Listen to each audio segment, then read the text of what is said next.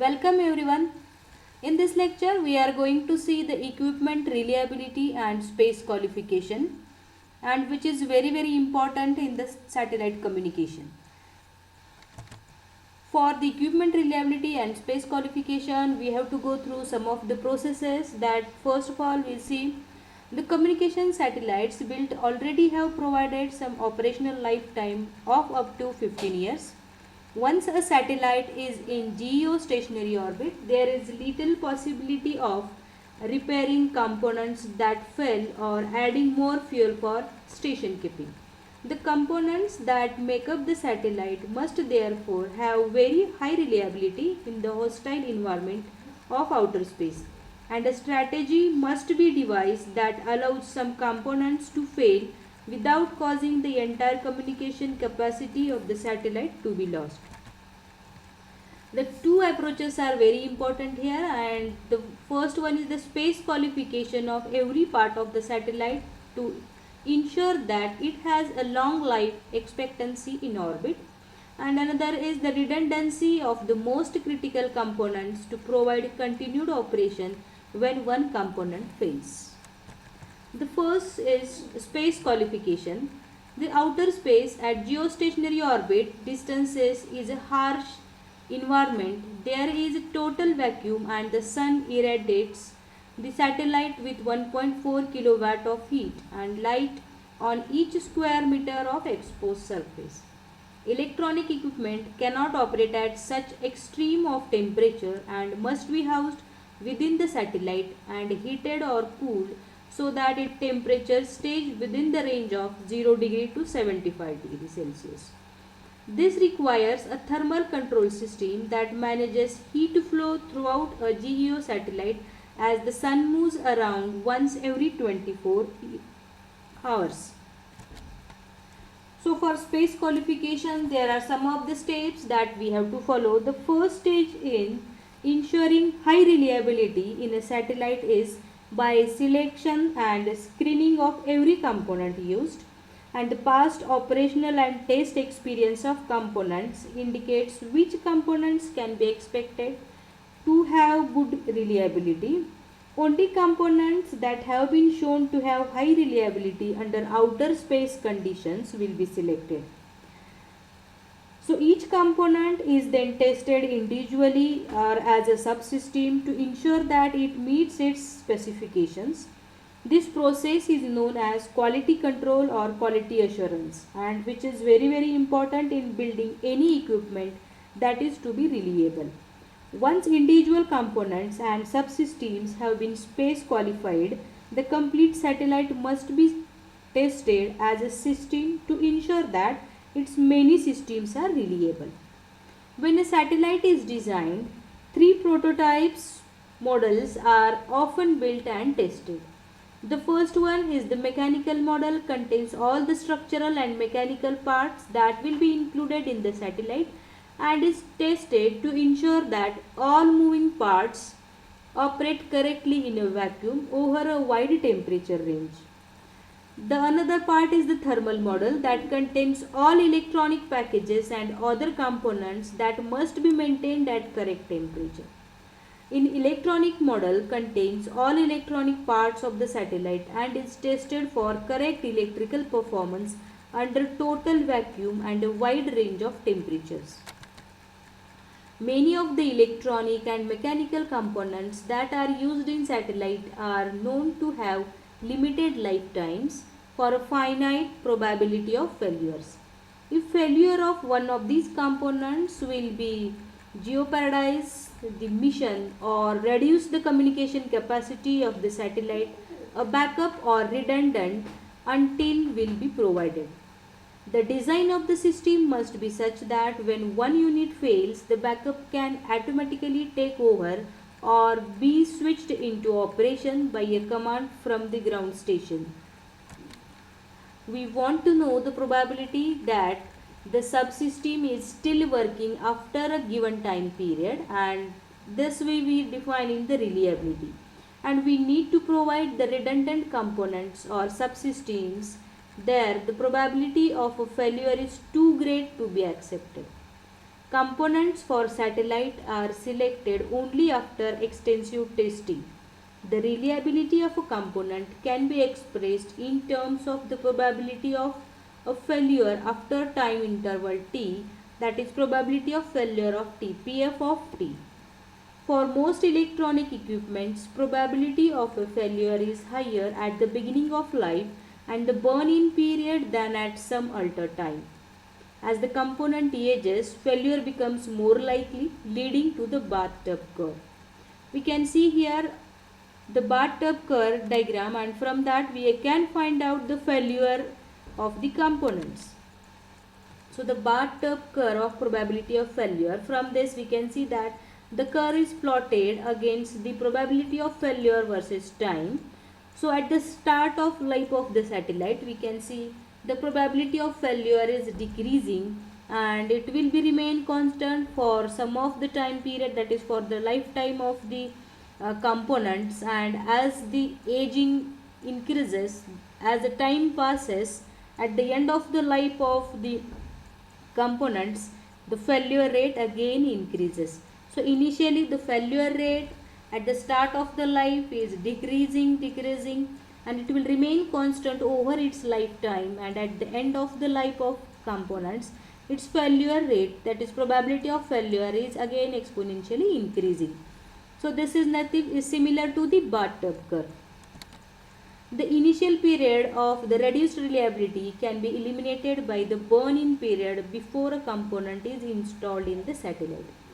Semiconductors, integrated circuits that are required to have high reliability are subject to burn-in periods from 100 to 1000 hours, often at a high temperature and excess voltages to induce failures in any suspected devices. The reliability of a device or subsystem is defined as R of t is equal to Ns of t by N0, where the reliability R of t is Ns of t by N0, where Ns of t is nothing but number of surviving components at time t, and N of 0 is number of components of the test period, that is total number of components. So the number of components that failed in time t is given by Nf of t, and which is the number of components of test period minus the number of surviving components at the given time t. Suppose that the ith device fails after time ti. How to find out the reliability is, then the mean time before failure, MTBF, is given by MTBF is equal to M, that is mean time before failure, and which is nothing but 1 by N0 summation I runs from 1 to N0 T of I. This will be simply giving us the summation for different time intervals that will be varying from 1 to the total number of components at the test period N0. Up to that value N0, it will get summations, it will get added with the respective time intervals. Assume that the average failure rate is constant and let it be defined. How we can define it is lambda is equal to number of failures in a given time divided by number of surviving components. So this is the average failure rate that we are defined here is number of failures in a given time divided by number of surviving components. Then the average failure rate is given by lambda is 1 by Ns of t. We know that Ns of t is number of surviving components at time t, and which is multiplied by the number of failure components at time t, Nf of t with respect to time t. So that the average failure lambda is given as 1 by Ns of t into change in, what we can say is, it is the d by dt of number of failures at time t.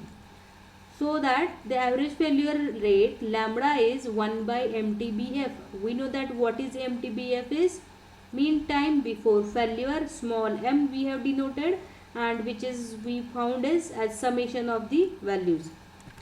We got here MTBF is nothing but 1 by N0 into summation I runs from 1 to N0 T of I.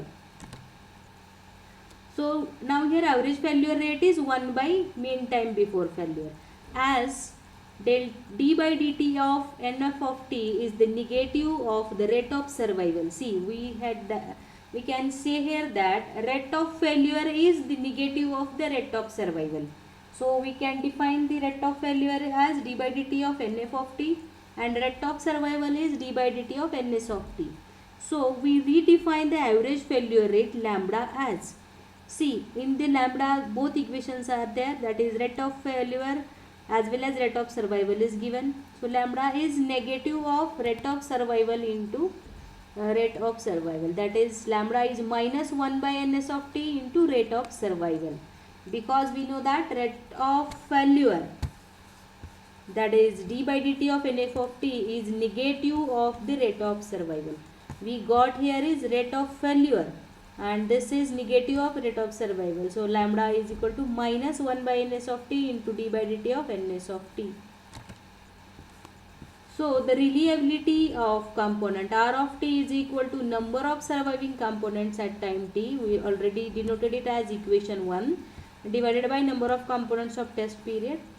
Now the average failure rate is denoted as equation number 2 as minus 1 by ns of t into rate of surviving ns of 2. From these two equations we can write that average failure rate is equal to, or we can define here, we already know that what is R of t is, R of t we defined as it is ns by n0. R of t is ns by n0, so that ns is equal to n0 into R. In the previous slide we have denoted this. Firstly, R of t, we can see here R of t is nothing but ns by n0. So from this relation this ns of t is nothing but n0 into R of t. So we are simply relating this into the equation, that is here ns of t we are substituting for this ns of t n0 into R of t, and then we got lambda is equal to minus 1 divided by n0 into R of t into d by dt of n0 of R of t. So lambda is equal to minus, see this n0 of t which is a constant term n0, so it is remaining minus 1 by R of t into d by dt of R of t. That is the solution of second equation for R of t we can obtain as R of t is, from this relation we can write R of t as this is e raised to minus lambda t, exponential of minus lambda t. Thus the reliability of a device decreases exponentially with time, with zero reliability after infinite time, that is having certain failure. However, the end of useful life is usually taken to be time TL, at which R of t falls to 0.37, and that is e raised to 1 by e, which is when we can write as t of 1 is equal to 1 by lambda and t1 is equal to m, and t1 is simply we are denoting as mean time failure, MTTF. The probability of device falling has an exponential relationship with the MTBF and is represented by the, see what is our equation of bathtub curve is m is equal to lambda we have defined here, R of t is equal to e raised to minus 1 e raised to minus lambda t. So this is simply defined here with the bathtub equation. In a satellite, many devices each with a different MTTF are used, and failure of one device may cause catastrophic failure of the complete subsystems. Now we are going to find out the redundancy of the device. If redundant devices are incorporated, the subsystem can continue to function correctly. Consider three different situations here, that is different connections in the components: series connection, parallel connection, series parallel connection, and switched connection. Okay, such that any component will get failured, we can avoid the failure of the total system. So the first diagram here is given is the series connection, and which is used in the solar cells array. Whereas in the figure B, the parallel connection is given and which is used to provide redundancy of high power amplifiers in satellite transponders. Whereas the last is C. C is the series parallel connection and in D it is the switched connection. Switched connection is used to provide parallel paths with multiple transponders. These are, we can see here is shown, and it is the hybrid arrangement which is having series and parallel connections widely used in electronic equipment. The switched connection arrangement is referred to as the ring redundancy, since any component can be switched in for any other, where we can see the switch S1 and S2 are given, and little more complicated that you can connect the components R1, R2, n number of components here parallelly, which is affording the choice of multiple paths in an M or for n ring redundancy configuration. The important point is that the active devices, that is R1, R2 up to Rn, have sufficient bandwidth and power output range and to be able to handle any of the channels that might be switched through to them. So this is, D is also called as ring redundancy, so that we can have the example of this parallel redundancy in the next. Most TWTAs are, and also the SSPAs, that is the amplifiers, solid space amplifiers, are such wideband and having large power range devices which will use the switched connections of the components. So one of the example of parallel redundancy for high power amplifier which will be work on 6 to 4 gigahertz bent pipe transponders we see here. And if we can say here is, we have connected the traveling wave tube amplifiers.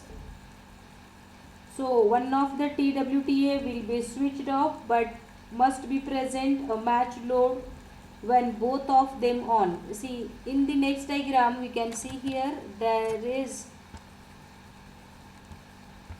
configuration of high power amplifier which will work on 6 by 4 gigahertz bent pipe transponder. This is the transponder, output is given to the switch S. There are two TWTA amplifiers we have connected in parallel connections, so that this TWTA will be switched off but must present a matched load when both of them off or both of them on. If one of the TWTA, this parallel connection will allow us, if one of the TWTA is failed, the other is switched on either automatically or we can make them switched on by the commands from the earth stations. The TWT is a thermionic device with the heated cathode and have very high voltage power supply. In common we can say here is with other of thermionic devices such as the cathode ray tubes and magnetrons, they have relatively short mean time before failure. Although here for such type of circuits the mean time before failure may be 50,000 hours. This is the period after which 50% of such devices will have failed on an average. The parallel connection of two TWTs, as already we have seen here, and which raises the reliability of the amplifier stage. Parallel connection of two TWTs, that is traveling wave tubes, will raises the reliability of the amplifier stage to near about 0.60 at the mean time before period, assuming zero probability of a short circuit.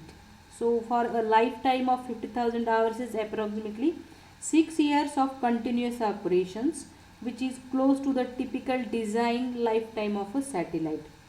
So here, to improve the reliability of the transponders, a second redundant transponder may be provided with switching between the two systems. So in this way the combination of parallel and switched redundancy is used to combat the failures that are catastrophic to one transponder channel and to the complete communication system, so that we can provide with the redundant number of components and that can make the satellite system to be operationable over its total lifetime. So in this way, in this lecture, we have seen the space qualification, reliability of the components and redundancy of the components. So about such that the total components whatever they are in the satellite, that will be make operational over its lifetime, and we can also calculate the reliability during the design of the satellite. Thank you.